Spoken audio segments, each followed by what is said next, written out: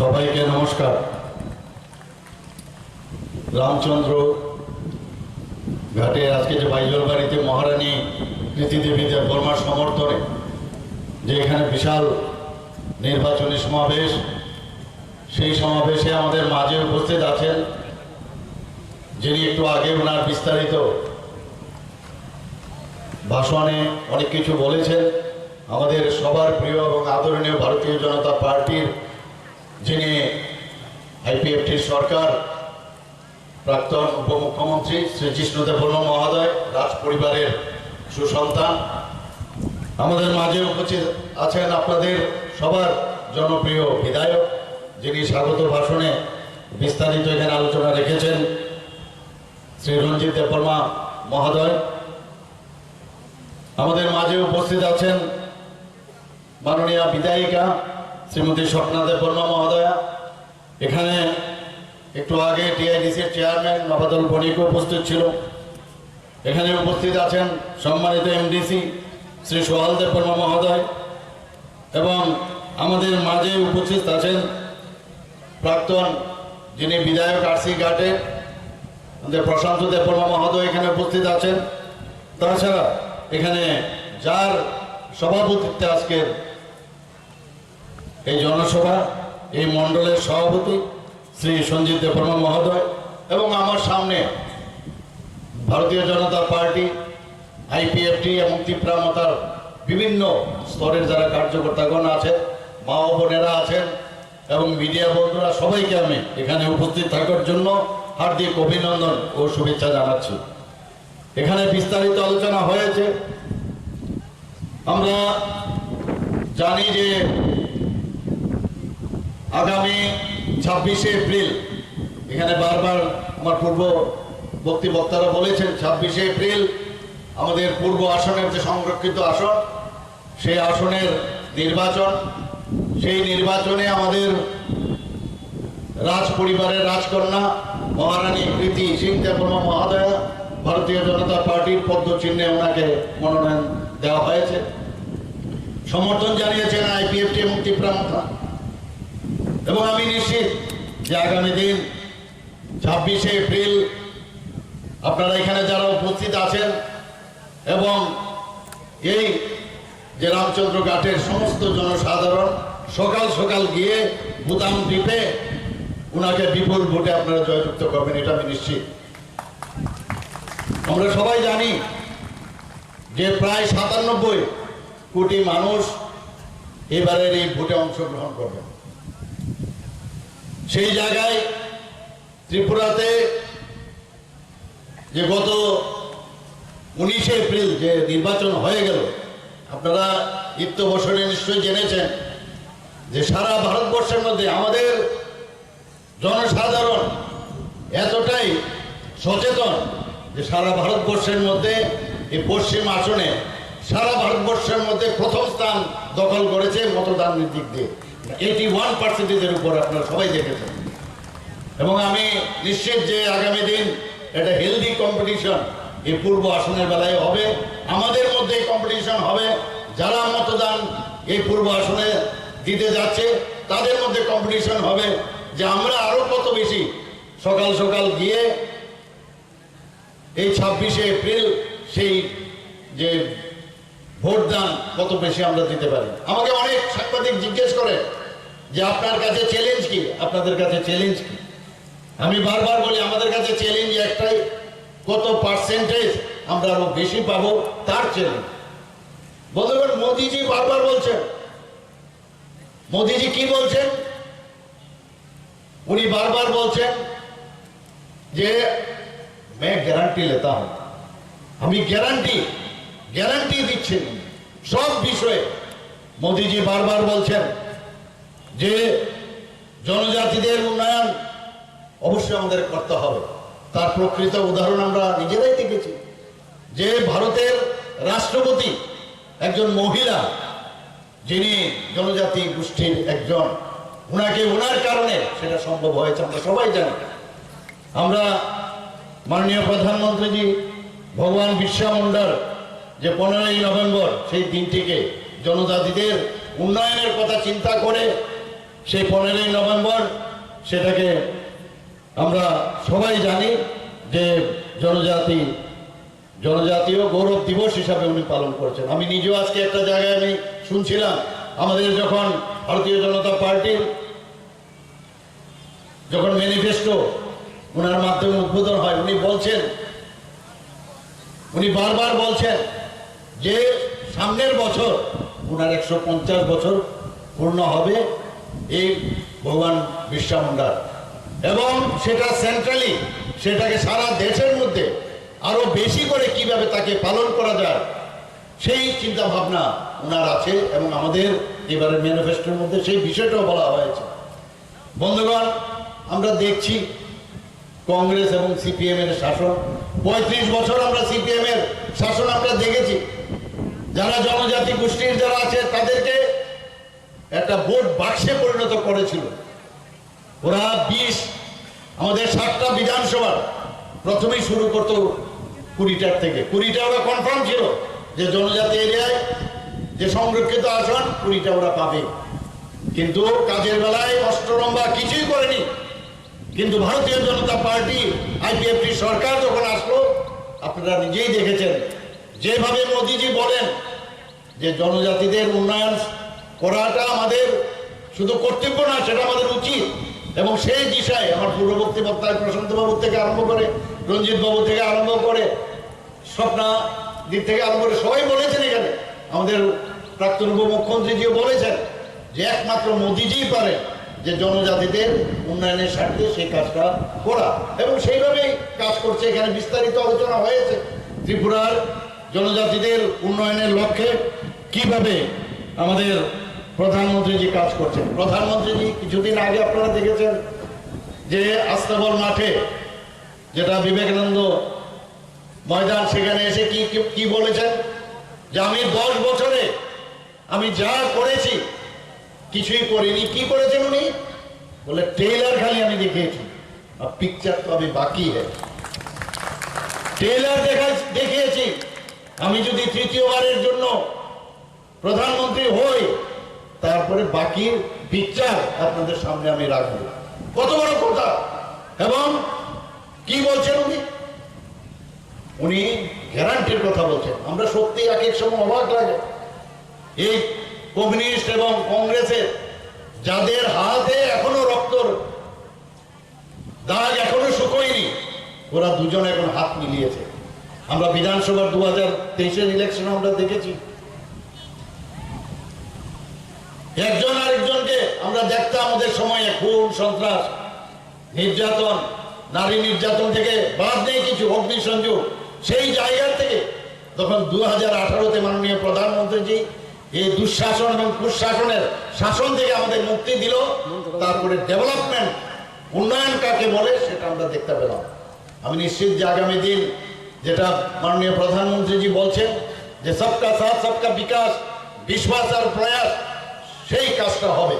ওনারা এখন কি বলছেন? বলছেন যে না, এখন সময়ের কারণে আমরা একজনের সাথে আরেকজনের হাত মিলিয়েছি। Need of the hour.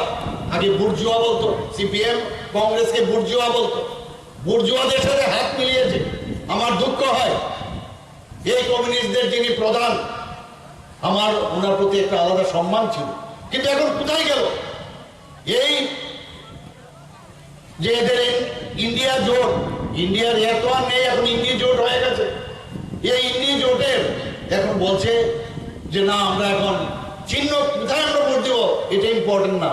এখন যেহেতু আগামী দিনে গণতন্ত্র থাকবে না, সংবিধান থাকবে না, এর জন্য আমরা একসাথে হয়েছি। বন্ধুগণ, সংবিধানের কথাই যদি আমরা বলি, আমাদের যিনি সংবিধানের প্রধান ছিলেন ডক্টর বি.আর. আম্বেদকর, উনি কোথাও বলেননি যে একই দেশে 2 বিধান, 2 প্রধান আর 2 নিশান থাকবে। তাহলে মাননীয় প্রধানমন্ত্রীজি 370 ধারা যখন বিলোপ করলো, তো উনি তো সংবিধান বাঁচিয়েছে, কোথায় সংবিধান নষ্ট হবে? এক জায়গায় বলা হয়েছে যদি ডক্টর বি.আর. আম্বেদকর এখন নিজেও ফিরে আসে আর উনি যদি চান সংবিধান পরিবর্তন করবে, সেটাও সম্ভব না।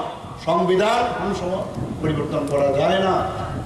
আমরা দেখেছি গণতন্ত্র, ইমার্জেন্সির সময় আমরা কি দেখতাম, আমাদের শুধু না যারা বিরোধী দল করেছে তারা না, তাদের নিজেদের দলেরও বহু লোককে জেলের মধ্যে পুরে রেখেছিল। তখন কোথায় গেল গণতন্ত্র? আমরা শিখ নিধন দেখেছি, যখন ইন্দিরা গান্ধী যখন অ্যাসাসিনেশন হয়, রাজীব গান্ধী যখন মারা যায়, সমস্ত ভারতবর্ষে, দিল্লিতে বিশেষ করে সব জায়গায় শিখ নিধন আমরা দেখেছি। তখন গণতন্ত্র কোথায় গেল? ওনাদের সময় আমরা দেখতাম যখনই নির্বাচনের আগে, নির্বাচনত সন্ত্রাস, নির্বাচনের সময় সন্ত্রাস, নির্বাচনের পরে সন্ত্রাস। কোথায় গেল গণতন্ত্র? গণতন্ত্রের বুকের বাতাস বলছে জল নাই, জল নাই। সেই পুরনো যে কথাগুলো মুখস্থ করা, সেগুলো এখন বলতে থাকে। আরে 3% জল জীবন মিশনের আওতায় 3% ছিল, সেখানে এই সরকার আসার পর 56%-এর উপর হয়ে গেছে বন্ধুগণ। শুধু তাই নয়, আমাদের মাননীয় প্রধানমন্ত্রীজি বলছেন যে এতদিন এইবার আমাদের যে ইস্তেহার এবার বানিয়েছে ভারতীয় জনতা পার্টি, কি বলছেন যে এতদিন ধরে আমরা ফ্রি গ্যাস কানেকশন দিয়েছি, গ্যাসের সিলিন্ডার দিয়েছি, এবং এই ইস্তেহারে বলা হয়েছে কি এবার পাইপের মাধ্যমে গ্যাস দেওয়া হবে। এই ইস্তেহারে বলা হয়েছে, যে ট্রান্সজেন্ডার যারা আছে, ট্রান্সজেন্ডার তাদেরকেও প্রধানমন্ত্রীর জন আরোগ্য যোজনা আনা হবে। শুধু তাই নয় বন্ধুগণ, 70 বছরের ঊর্ধ্বে যারা আছেন ভারতবর্ষে, তাদেরকে সবাইকে আগামী দিন প্রধানমন্ত্রী জন আরোগ্য যোজনার যে আমাদের যে যোজনা, তার আওতায় আনা হবে। ভাবুন মাননীয় প্রধানমন্ত্রী, সেখানে কোন ধর্মের কোন বর্ণের সেটা দেখা হবে না, সবাই 70 বছরের ঊর্ধ্বে তাদের জন্য করা হবে। প্রধানমন্ত্রীজি এবার যে ঘোষণা আমাদের নির্বাচনী ইস্তেহারে দেওয়া হয়েছে, আমরা সবাই জানি যে বুলেট ট্রেন আহমেদাবাদ থেকে প্রথম যে ট্রেন সেটা বোম্বেতে আসবে। সেই ট্রেন উনি বলছেন প্রায় শেষের পথে তার কাজ। শুধু পশ্চিমে শুধু নয়, উত্তর ভারতে হবে একটা বুলেট ট্রেন দেবে, একটা সাউথ ইন্ডিয়াতে দেবে, আর একটা আমাদের ইস্ট ইন্ডিয়াতে দেবে, পূর্ব ভারতে দেবে, একটা করে বুলেট ট্রেন। বন্দে ভারত, 3 প্রকারের বন্দে ভারতের সংখ্যা আরো বাড়াবেন। এবার ইস্তেহারে বলা হয়েছে বন্দে ভারতে একটা হবে স্লিপার, একটা হচ্ছে চেয়ার, আর একটা হচ্ছে মেট্রো। 3 রকমের বন্দে ট্রেন প্রধানমন্ত্রীজি এইবারে ইস্তেহারে উনি বলেছেন। বন্ধুগণ, আমরা দেখছি নতুন নতুন চিন্তা ভাবনা বলছেন যে আগামী দিন ভারতকে শক্তিশালী আমাদের করতে হবে। ভারত যদি শক্তিশালী, এইবারের যে নির্বাচন, সেই নির্বাচন শুধু আমাদের একটা অ্যাসেম্বলি কনস্টিটিউয়েন্সির নির্বাচন না, একটা মিউনিসিপ্যালিটির নির্বাচন না, এটা ভারতের নির্বাচন। ভারতকে যদি শক্তিশালী করি তাহলে রামচন্দ্র ঘাটও উন্নয়ন হবে। যদি অন্যান্য যে আগরতলা, যে আমাদের আগরতলা 6 আগরতলা হবে, 8 বর্দোয়ালিও হবে, সব জায়গায়, এখানে মান্দায় স্বপ্নাদি আছেন, সেখানেও উন্নয়ন হবে। তো দেশকে আগে শক্তিশালী করতে হবে, সেই বিষয়ে মাননীয় প্রধানমন্ত্রীজি কাজ করছেন। দেশ আগে, তারপর পার্টি, তারপর আমরা নিজেরা, এইরকম একটা আমাদের যে ফিলোসফি, সেটাকে নিয়ে আমাদের মাননীয় প্রধানমন্ত্রীজি বারবার কাজ করছেন। আমরা দেখেছি আগে আমাদের সোলজারদের গলা কেটে ভারতবর্ষে পাকিস্তানের যারা টেররিস্টরা ছিল তারা ফেলে রাখত। আমাদের পার্লামেন্টে ওরা সেখানে টেররিস্টরা সেখানেও আঘাত হানিয়েছিল, আমরা সবাই জানি। আমরা বোম্বে তো টেররিস্টদের ঘটনা আপনারা সবাই জানেন, এবং সারা ভারতবর্ষে তথা সমস্ত নর্থ ইস্টে আমরা সবসময় টেররিস্টদের কাহিনী আমাদের সবার মনে আছে। কিন্তু আজকে কি হয়েছে, প্রধানমন্ত্রীজি এবং আমাদের মাননীয় হোম মিনিস্টার প্রায় 11টার মতো শান্তি চুক্তি নর্থ ইস্টে করেছে। মানুষ বুঝতে পারছে যে নর্থ ইস্টে, প্রধানমন্ত্রীজি বারবার বলছেন নর্থ ইস্ট যদি ডেভেলপ না হয় তাহলে আমার দেশও ডেভেলপ হবে না। তাই 11টার মতো শান্তি চুক্তি হয়েছে। বিভিন্ন আমাদের যে অষ্টলক্ষ্মী স্টেটগুলো আছে তাদের মধ্যে বর্ডারের সমস্যা ছিল, জাতিগত সমস্যা ছিল, সেইগুলো সমাধানের লক্ষ্যে 11টা চুক্তি হয়েছে। এবার দিল্লিতে আমিও সেখানে ছিলাম। Government of India, government of Tripura এবং ত্রিপুরামথার যিনি আমাদের ফাউন্ডার ত্রিপুরামথার, উনিও ছিলেন সেখানে। সেখানে একটা চুক্তি হয়েছে, সেই চুক্তিতে এখন টোটাল চুক্তি হলো 13-12টার মতো। তো কি আজকে সারা নর্থ ইস্ট রিজিয়নে একটা শান্তির যে একটা বাতাবরণ সেটা তৈরি হয়েছে। নর্থ ইস্টের যখন আমি নেশাকে আমি যাই, সেখানে বিভিন্ন মন্ত্রী মুখ্যমন্ত্রীদের সাথে আমার বৈঠক হয়। ওনারা বলছেন যে এতদিন ধরে আমাদের মনে হচ্ছিল আমরা কোথায় আছি বুঝতে পারছিলাম না, এখন মনে হচ্ছে যে আমরা সত্যিকারের অর্থেই ইন্ডিয়াতে আছি। আমাদের ফিল গুড এই ভাবনা চিন্তা আমাদের চলে আসে। বন্ধুগণ, অদ্ভুত এক দর্শন এখন সারা ভারতবর্ষের মধ্যে। এখানে আমার মা ও বোনেরা, আমরা জানি এসএইচজির গ্রুপ সেখানে রিসা তৈরি করে। রিসা এবং পাচরা আপনারা জানেন যে জিআই ট্যাগ পেয়েছে, আমরা জিওগ্রাফিক্যাল যে ইন্ডিকেটর সেটা পেয়েছে, একটা স্বীকৃতি পেয়েছে।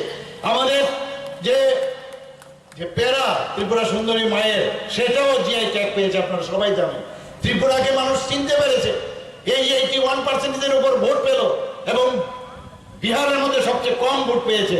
এই পশ্চিম আসার ফার্স্ট পেজে 102 জায়গায় যে ইলেকশন হলো, ত্যাগের পরে ত্রিপুরার মানুষ আজকে চিনতে পেরেছে। আজকে প্রধানমন্ত্রী নরেন্দ্র মোদীজি, আমরা আমাদের প্রাক্তন উপমুখ্যমন্ত্রী এখানে আছেন, তিনি অর্থমন্ত্রীর দায়িত্বে ছিলেন। উনি আমাকে এবং বহু জায়গায় উনি বলতেন যে স্বর্ণযুগ চলছে, চারিদিকে ওরা বলতো স্বর্ণযুগ। উনি প্রথমেই উনার অফিস রুমে গিয়ে বলে নিয়ে আসো, তো আধিকারিককে বললো ফাইলগুলো নিয়ে আসো দেখি কোথায় স্বর্ণযুগ। উনি খুলে দেখলেন যে 13,000 কোটি টাকা দেনা ওনারা রেখে গেছেন, ঋণ রেখে গেছেন। তো কোথায় স্বর্ণযুগ? আর আমাদের প্রধানমন্ত্রীজি স্বর্ণযুগ দেননি, উনি কি দিয়েছেন? হীরা দিয়েছেন আমাদেরকে, হীরা আমাদের দিয়েছেন। আজকে যখন রামচন্দ্র ঘাটে আসছিলাম, ভাবছি কোথায় আমরা আছি। কত সুন্দর ন্যাশনাল হাইওয়ে এখন তৈরি হচ্ছে, 6টা ন্যাশনাল হাইওয়ে, আরো 4টা ন্যাশনাল হাইওয়ে অন প্রিন্সিপল উনি দিয়েছেন।